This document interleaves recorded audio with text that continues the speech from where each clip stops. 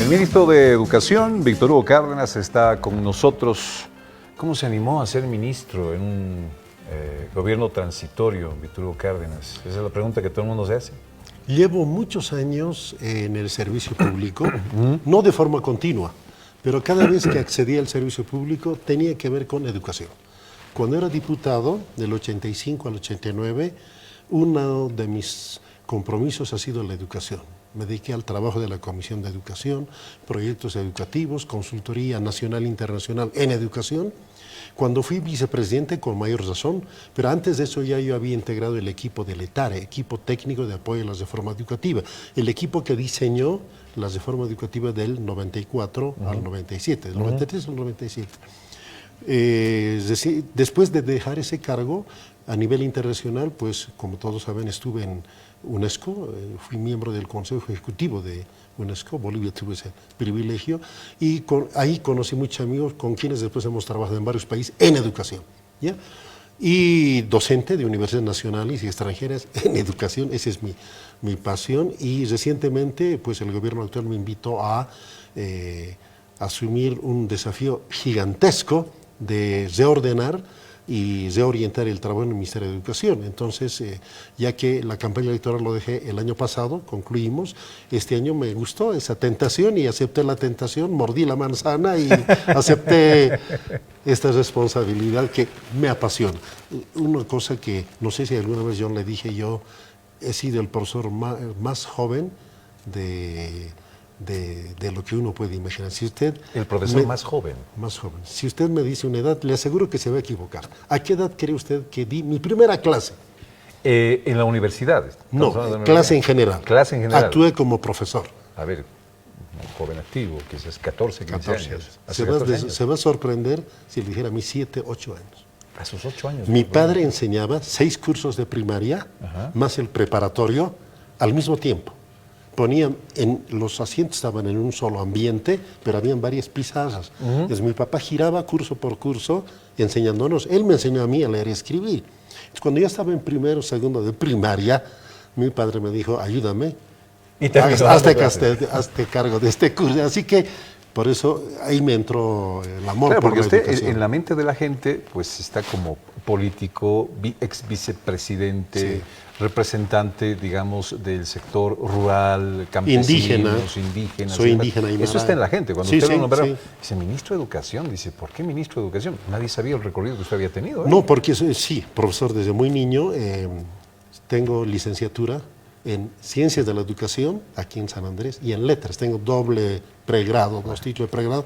Tengo títulos de posgrado en Educación y en otras ramas. Y bueno, hice estudios de doctorado también en Educación, aquí en Bolivia, y trabajando afuera y dentro del país en consultorías en educación y asesorando a varios países con un gran personaje de UNESCO como es el señor Rivero. Con él hemos recorrido Perú, Ecuador, asesorando a gobiernos en educación. No se animan a pedirle el currículum, ¿eh? Que lo van a tener que ir a recoger por lo pesado. Lo van a tener que ir a recoger por lo pesado.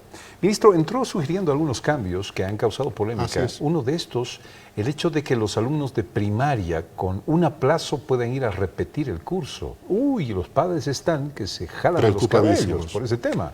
Ministro, ¿qué va a pasar con ese tema? A ver, primero el contexto y luego le doy la respuesta.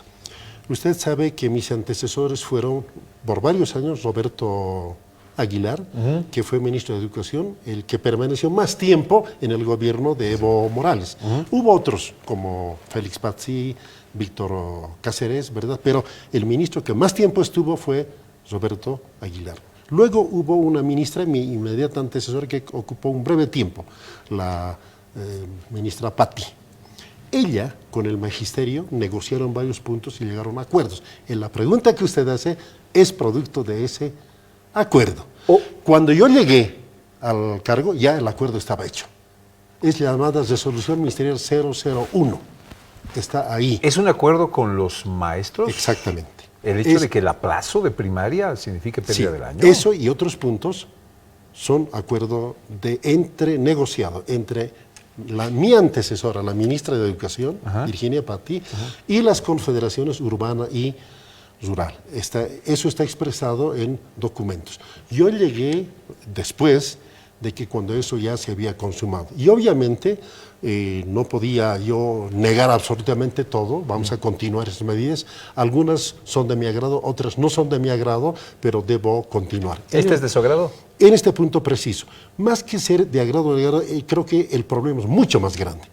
¿Cuál es el título del problema? Se llama el sistema de evaluación. Ese es el punto que en Bolivia no lo hemos resuelto plenamente. Le doy un ejemplo. Por lo general, ¿qué hay que evaluar?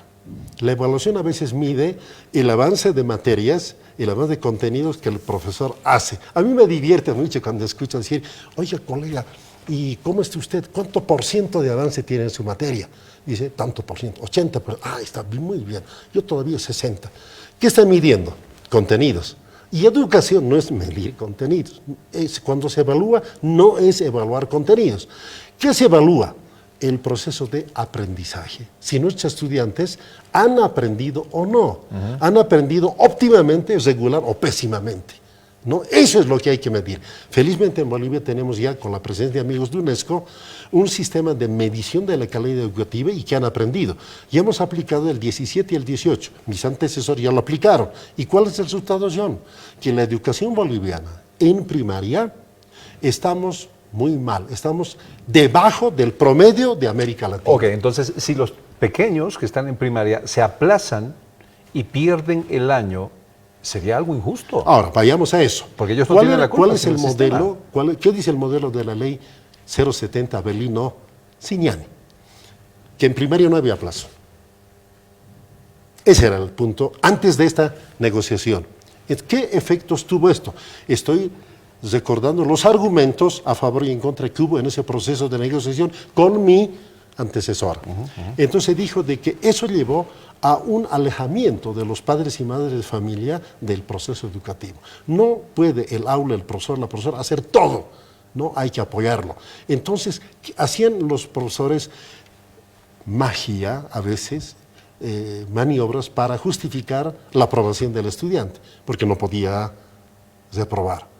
Entonces es un poco, según me contaron, tanto para mi antecesora como para los profesores, no era lo aconsejable, porque fomentó más el descuido que un mejoramiento del aprendizaje. Entonces, que no haya, por ejemplo, este punto se modifica y no haya la autoevaluación del estudiante. ¿Recordará usted que había un porcentaje de autoevaluación? Obviamente los estudiantes, nadie ponía el puntaje más bajo, ellos se ponían el puntaje más alto y eso distorsionaba la evaluación, la calificación. Note usted que el problema de fondo es la evaluación. ¿A qué acuerdo se ha llegado? Que se califica por áreas. Que el 90% de la calificación va a ser sobre... Hay 4 dimensiones. El saber y el hacer copan 90%.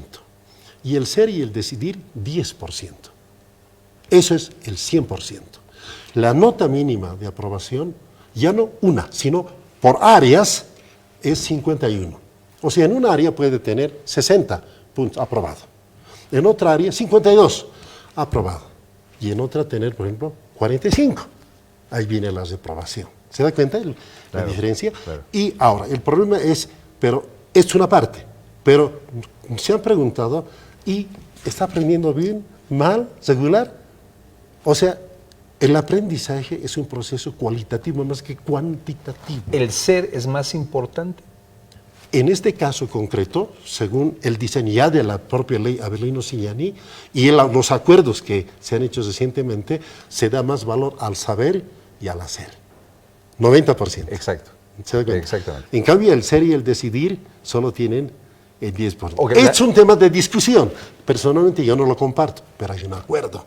¿Se da cuenta? Por eso, ahora felizmente, John, hay mesas de trabajo. Entonces, yo voy a replantear el asunto en las mesas de trabajo, y no solamente la evaluación, hay muchos otros temas.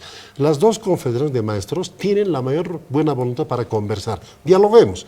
Este y otros temas vamos a dialogar. Sobre cómo se va a calificar, sobre cómo se va a calificar a los niños. Sí, pero ya hay un acuerdo. Y ese acuerdo ya ha sido publicado. Es la resolución 001, que marca las reglas de juego para todo el año escolar. Yo podría decir, esto me gusta, no me gusta, pero interrumpimos el proceso. Para darles una respuesta concreta a los padres de familia, esto va a ser así pero Sí.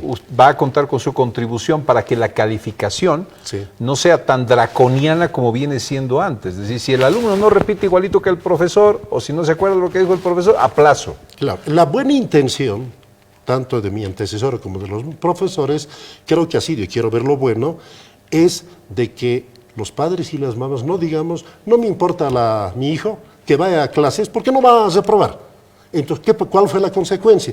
Que la escuela ha sido concebida como una guardería, como un depósito. Ahí está depositado, me lavo las manos y adiós. En cambio, ahora, habiendo la posibilidad de reprobación, ojo, hay que preocuparse. Pero sinónimo de aplazo es burro. No necesariamente. ¿Cómo no hacemos de que el niño no se traume con aquello? Porque ¿de quién es la responsabilidad? ¿Quién es más responsable? ¿El niño que se aplaza y termina con la etiqueta de burro? ¿Ya? ¿El profesor que no sabe dar una clase y hacerse entender con el alumno por las diferencias que hay entre los alumnos? ¿O es el sistema educativo que no le permite al alumno poder sacar lo que tiene dentro? El asunto es más complejo, John. Comparemos, por ejemplo, con una empresa. Uno tiene algo de pesitos, quiere hacer un emprendimiento. Le puede ir bien, le puede ir mal. Si le va bien, excelente. ¿Qué pasa si le va mal? Por alguna razón, su emprendimiento acaba mal. ¿Es un burro? No, simplemente tiene que decir, en ese rubro no es bueno hacerlo, voy a cambiar de rubro. Uno tiene que aprender también del fracaso. En educación pasa lo mismo. La aprobación o la reprobación no hay que verlo como que es burro o es inteligente. Pero así se ve. Detrás de eso está la teoría antigua ya de que la inteligencia es una sola, la inteligencia es racional, y por eso se privilegia matemáticas. El profesor de matemáticas es el profesor más importante de todos, y el resto no se le da importancia. Profesor de música, marginal. Profesor de religión, perdón, de dibujo. Sí, no, eso está mal. Entonces, hoy la visión de aprendizaje está basada en la concepción de teorías, de la teoría de inteligencias múltiples. Entonces, en un campo puede ser bueno, en otro campo no. Me explico. Un estudiante puede ser muy bueno en matemáticas, sacar buenas notas, pero por decir algo, a ver, en lenguaje, no ser lo mismo. Por eso no es burro. Lo único que se detecta es bueno en matemáticas, no tan bueno en lenguaje. ¿Qué debe hacer el profesor? Exacto. Reforzar, apoyar lenguaje.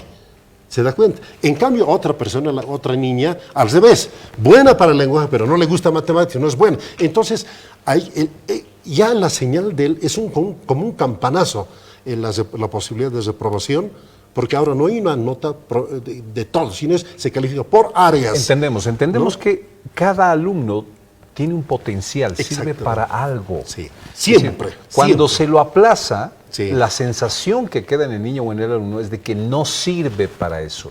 Claro, Es esa es un la global, lectura es un global. equivocada que tenemos. Y no debería ser. Además, el profesor tiene que tener como objetivo no aplazar estudiantes, sino desarrollar un proceso de aprendizaje provechoso. Pero también reportar a los padres de familia cómo está evolucionando sus Ministro, hijos. quiero aterrizar este avión Sí. y decirles a los padres de familia, sí, un aplazo va a hacer que su hijo en primaria repita el año, pero se va a modificar o mejorar el sistema de evaluación para que sea una calificación más justa para cada uno. ¿Esto es así? Voy a decirle, a ver, en dos partes mi visión de esto. Como ministro, estoy obligado a respetar los acuerdos a que han llegado anteriormente. No puedo retroceder. Me guste o no me guste. Ya, por una parte. Entonces, el acuerdo es que ahora se califica por áreas, el 90% va al saber y el hacer, y el 10% va al ser y decir. Y no va a haber autoevaluación. Y en la práctica, con eso se modifica a nivel micro la ley Avelino Cignani, que decía que no iba a haber aplazo. Primer punto. Segundo punto. Mi obligación es discutir la complejidad del tema de evaluación. Y eso tengo que hablarlo con los profesores, con los padres de familia, ¿no? Con los especialistas, porque es un tema más complejo. Digo, bueno, han llegado a este acuerdo, bueno o malo, pero es un acuerdo que permitió iniciar el año escolar en condición normal. Y yo creo que esa ha sido la orientación de mi antecesora. Pero mi obligación es, ojo, el problema es más complicado. discutámoslo. Hay mesas de trabajo entre el ministerio y el magisterio y este va a ser uno de esos temas. Ahora, ¿cómo evolucionamos y a acuerdos llegamos? Veremos en los pocos meses que me toca conducir el ministerio, pero lo vamos a encarar. Ministro, ¿desde este año trimestral? Sí, sí. Ahora, ¿por qué? Otra vez, ¿cuáles han sido los argumentos? Como era evaluación bimestral, los profes dijeron el tiempo es muy corto. ¿Ya? En cambio, una evaluación trimestral nos da más tiempo para desarrollar procesos de aprendizaje, ¿no? Y el enfoque del PCP, como llaman, proyectos comunitarios productivos, ¿no? Que era el enfoque de la Bino Signani, nos requiere más tiempo. Y 2 meses nos constriñe. Entonces, estoy recordando, conversé con mi antecesora y yo le pregunté, sí, es exactamente esta pregunta. ¿Cuáles fueron los argumentos para pasar de una evaluación bimestral a una trimestral? Y me contó muy gentilmente mi antecesora y también con docentes. Esta es la idea, dar al profesor un tiempo más holgado para desarrollar procesos de aprendizaje, para evaluación y para, si usted quiere, reforzamiento. Antes se hablaba de cursos de reforzamiento. En el curso del proceso escolar, en el calendario educativo, incorporen trabajos de apoyos de reforzamiento, porque ningún estudiante en todas las inteligencias desarrolla de la misma forma. En algunas áreas sí, en otras no. Entonces, esa diversidad tiene que estar el profesor atento para ir mejorando óptimamente. Con esa valía y conocimiento que usted tiene en el tema educativo, hay cosas que están bien y cosas que están mal, escuché decir en la Benigno Signani. Así es. La sociedad, conforme va cambiando, requiere de otros aprendizajes también. Quiero referirme a la currícula en los colegios, ministro. Mucha gente dice, ¿qué tan necesario es de que, por ejemplo, se lleven en el colegio derechos humanos, no violencia, drogas, etcétera, etcétera, algunas otras materias que en el hoy son importantísimas inculcarle al alumno? ¿Ha pensado usted en cambiar esa currícula educativa? Sí, efectivamente, y estoy luchando desde hace años en este tema. Para responderme, permítame decirle, John, y a los queridos televidentes, estudié el tema educativo en varios países, pero le menciono, por ejemplo, en Japón. Antes de llegar a la escuela, antes de llegar al kinder, si usted quiere, el niño o la niña ya está formado en puntualidad, en higiene, respeto al padre, cumplimientos, disciplina, respeto a la autoridad, respeto a la ley. O sea, no esperan que la escuela forme, ya la familia los forma, es parte de la cultura japonesa. Yo digo en Bolivia, no podemos hacer algo así. O sea, papá, mamá, a veces nos lavamos las manos y que el profesor, la profesora haga todo, no es así. El agente educativo, formador, no solo es el profesor, no solo la escuela, el colegio, la universidad, la familia. Los mejores sistemas educativos aprovechan el poder y la potencia que tiene padre, madre, hermanos, hermanas en la educación de los menores. Primer punto. Segundo punto, usted habla de valores, de respeto al prójimo, de no discriminación, no racismo. No violencia. Eso, no violencia, no se aprende solo en la escuela, en la familia, en la sociedad. Entonces, coordinemos. Por eso vamos a convocar y trabajar con padres de familia, con maestros y con otros sectores para avanzar en ello. Ahora bien, en Bolivia tenemos la mala costumbre y tentación. Ajá, John Arandia, no violencia. Perfecto. Creemos una materia de no violencia. Alguien habla derechos humanos. Ya, crearemos otra materia de derechos. No, eso es pésima respuesta. Diagnóstico bueno, pero respuesta pésima.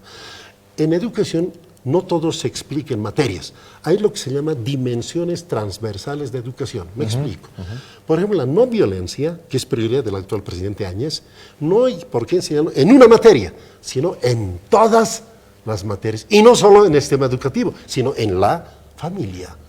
Ahora, ¿pero qué va a hacer el profesor para enseñar a la familia? Ahí están los medios de comunicación. Entonces el maestro es un agente de trabajar contra la no violencia, los medios de comunicación, familia, etcétera. Entonces, esos temas los deberemos incorporarlo como unas dimensiones transversales de esto. La no violencia está. Hay un plan, Ministerio de Educación, Ministerio de Justicia y otros ministerios, estamos trabajando en un plan de contingencia para luchar contra las formas de no violencia. ¿Cuándo se va a hacer? Ya está en marcha y esta semana vamos a publicar ya el primer documento de trabajo. Estamos trabajando en esto. Y en otros países esto se llama educación democrática. Otros tiene educación ambiental, educación sexual.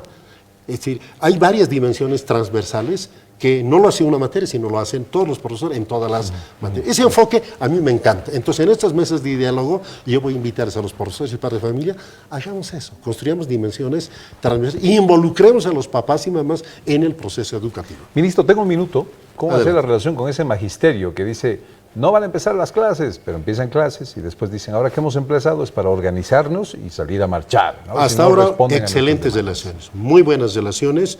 No soy ingenuo para creer que algún tema tal vez pueda generar fricción, problemas, pero mi estilo es prevenir antes que curar y lamentar. Entonces, si hubiera algún problema, pues lo vamos a conversar previamente. Yo en tantos años de gestión pública y de vida política he aprendido algo. Solo la muerte no tiene solución. Todo lo demás, solución. Ahora, no siempre solución maravillosa. Solución regular, no importa, pero solución al fin. Entonces ya expresé que mi voluntad es hablar, conversar con el magisterio urbano, con el magisterio rural, con quienes me conozco, somos grandes amigos, hemos estado en varios eventos, a veces en distintas trincheras, en distintas posiciones, pero ahora lo que nos debe unir es la educación. Pero ahora con un rumbo muy preciso. Los pocos meses que me toca ser ministro de Educación, voy a trabajar para sentar las bases para la construcción a mediano y largo plazo de un pacto nacional por la transformación educativa. ¿Qué quiere decir esto? Cuando yo era vicepresidente hemos impulsado la ley de reforma educativa, pero no hubo un pacto nacional de todos y duró poco tiempo. La ley de Veneciani va a durar lo que duró el gobierno de Evo Morales y otros proyectos de la misma forma. En Bolivia así no vamos a cambiar. Necesitamos una reforma educativa que dure 2, 3, 4, 5, 6 gobiernos. Lo que ha hecho Perú y lo que han hecho los otros países. Entonces, eso va a ser mi preocupación y en ese marco les voy a invitar a los profesores urbanos y rurales, no pensemos solo en lo pequeño, sino pensemos en lo grande, porque además ellos van a ganar. Si hacemos ese pacto, la sociedad va a pensar que la educación es algo muy importante. En Finlandia, no cualquiera es profesor. Es la profesión más respetada y mejor pagada. Así es. Entonces yo sueño, tengo esa ambición de que algún día, esto no va a ser en meses, pero algún día, pues ser maestro, ser maestra, ser profesor, sea algo realmente bien considerado por los ciudadanos y bien respetado. Por eso yo invito a todos, sobre todo al magisterio, a que conversemos, negociemos, tenemos mesas de diálogo y estoy animado de ese propósito. Ministro, muchísimas gracias por visitarnos. Le agradezco mucho por este tiempo y agradezco también a su equipo de comunicación. Pues no se va a librar de nosotros usted ni sus colegas. Voy a diseñar proyectos que les involucren en los medios de comunicación porque ustedes tienen un efecto impresionante. Entonces, son agentes educativos también. Estamos dispuestos. Así que tenemos que trabajar. Sírvase de este programa. Sírvase de este programa, ministro. Acepto el desafío, lo tengo filmado y he tomado debida nota. Muy bien. Además que registrado por 5 cámaras de acá. Un abrazo. Gracias, ministro.